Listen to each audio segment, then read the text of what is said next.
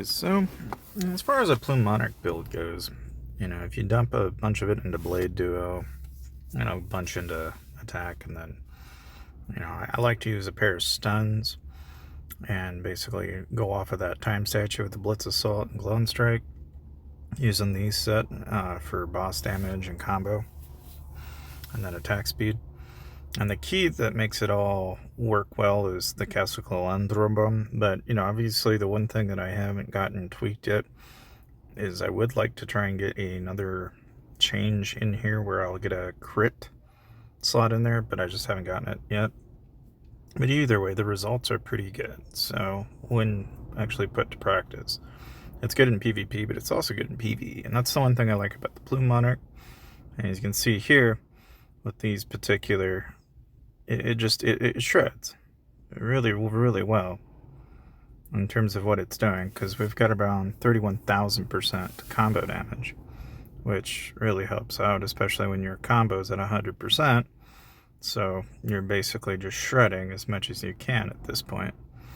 And I've been using this build to just carry through Cloud Ascension without really a whole lot of trouble.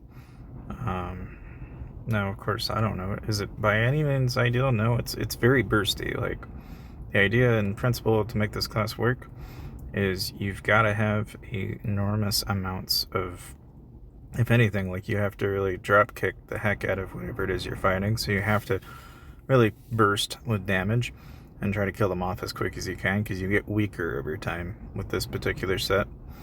But it works. I mean, once it kicks in, as you can see here, we're 17 seconds on the clock, but I think we'll be okay.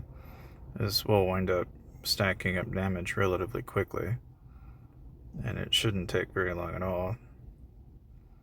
There's all that extra damage that will fire off there in the last 5 seconds.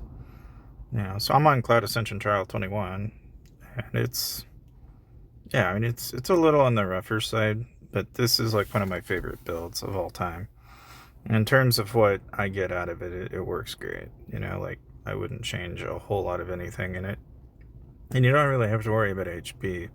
It's one of those things that I'm playing around with, though, because the Castle Calandrum kind of lets you get away with activating all the HP-based effects.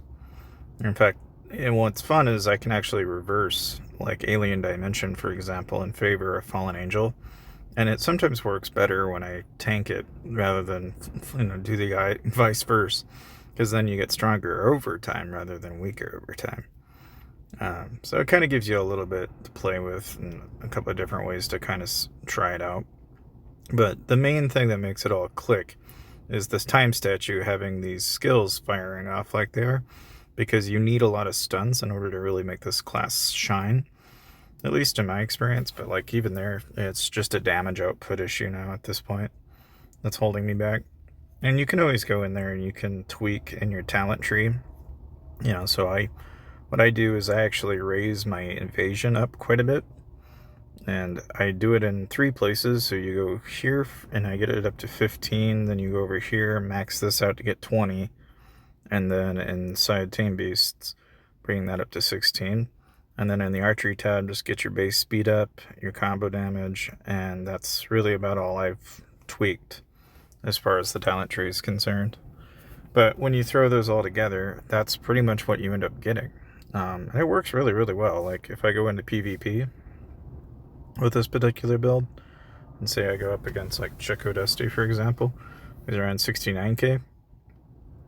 And the biggest thing I like about this particular build is the fact that you're not really limited by how you go about approaching it, because you'll just completely shred.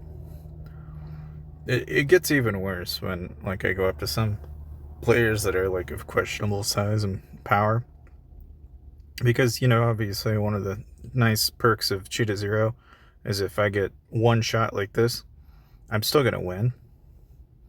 That's all because of Cheetah Zero. I know some of you guys might have noticed Fudge. And as you can tell, Fudge is 103.5 million.